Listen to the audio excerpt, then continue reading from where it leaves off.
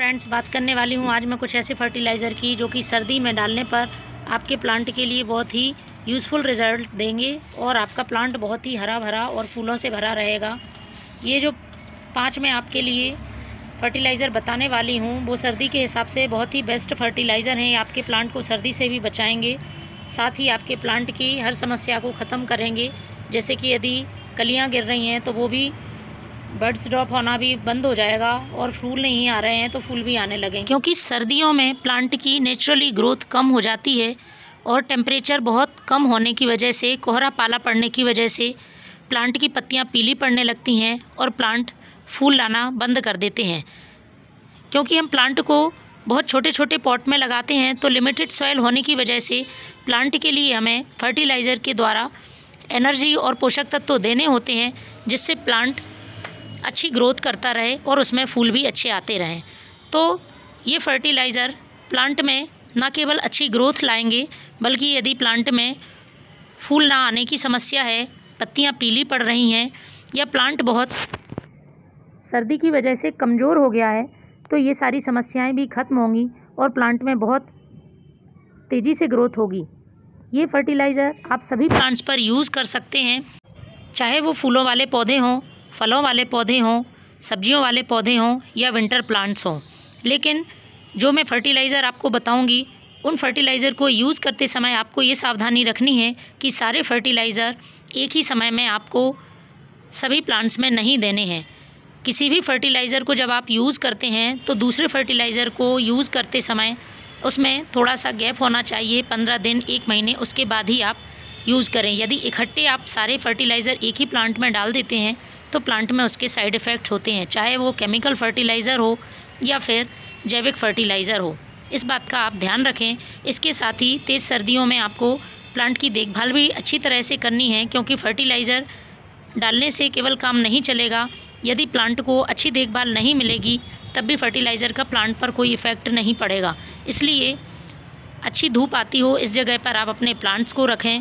Plants की मिट्टी की समय समय पर गुड़ाई करते रहें। सूखे हुए फूल या सूखी हुई टहनियाँ, खराब ब्रांचेस समय समय पर कट करते रहें। ऐसा करने से प्लांट की नई ग्रोथ होती रहेगी और प्लांट फूल भी देता रहेगा।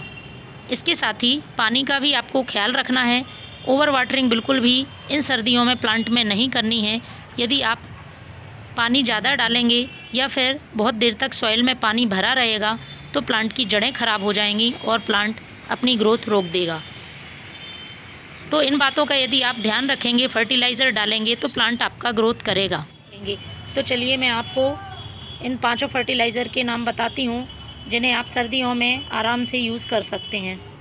पहला फर्टिलाइज़र जो कि बहुत ही यूज़फुल फर्टिलाइज़र है हमारे प्लांट के लिए, वो बहुत ज़्यादा न्यूट्रिएंट्स देता है। ये फर्टिलाइज़र हमारा सरसों की खली का, जिसे मस्टर्ड किड फर्टिलाइज़र बोलते हैं, ये फर्टिलाइज़र है और ये हमेशा आप लिक्विड फॉर्म में ही डाला करिए। यदि आपको लगता है तो आप इसे सॉलिड फॉर्म में भी यूज़ कर सकते हैं, मगर मैं आपको सजेस्ट करूँगी कि आप इसका लिक्विड फॉर्म बनाएं और अपने प्लांट में डालें। ये बहुत ही सर्दियों के लिए उपयोगी है क्योंकि इसकी तासीर ही गर्म होती है और यदि आप सर्दियों में डालते हैं तो ये हमारे प्लांट्स को बहुत ही ज़्यादा फ़ायदा करता है। बात करेंगे दूसरा फर्टिलाइज़र गोबर की खाद है।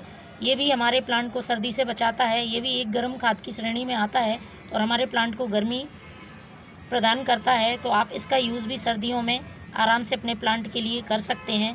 ख़ासतौर पे गुलाब के प्लांट के लिए यह बहुत ही फ़ायदेमंद फर्टिलाइज़र है। तीसरा फर्टिलाइज़र गुड़ है और गुड़ हम भी जब भी कोई कंपोस्ट बनाते हैं या फिर किसी तरह का लिक्विड फर्टिलाइज़र बनाते हैं तो उनमें गुड बैक्टीरिया डेवलप करने के लिए यूज़ करते हैं।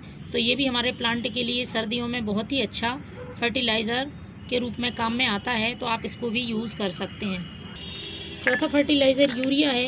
ये इसकी तासीर गर्म होती है और ज़्यादा मात्रा यदि डल जाती है तो पौधे जल जाते हैं। तो गर्मियों में तो हम इन्हें इसे बहुत ही कम यूज़ करते हैं, लेकिन आप सर्दियों में इसे इसकी निश्चित क्वांटिटी में यूज़ कर सकते हैं। और जब भी आपके कोई सीडलिंग्स तैयार हो रहे हैं या पत्तेदार सब्जियां हैं और आपको प्लांट की ग्रोथ बढ़ानी है तो आप इस यूरिया का 2 से 4 दाने अपने पॉट की साइज़ के हिसाब से यूज़ कर सकते हैं।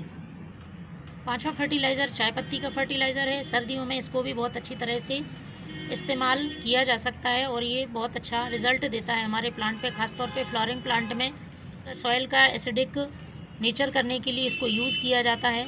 जब प्लांट की मिट्टी का पीएच एसिडिक होता है तब इसमें फ्लोरिंग होती है, तो आप इसको या तो यूज्ड की हुई चाय पत्ती इस तरह से धो के सुखा के भी यूज़ कर सकते हैं, या फिर आप सर्दियों में फ्रेश चाय पत्ती भी यूज़ कर सकते हैं। तो फ्रेंड्स, आप सर्दियों में इन 5 फर्टिलाइज़र का इस्तेमाल करके अपने प्लांट को हेल्दी और फूलों से भरा हुआ बना सकते हैं।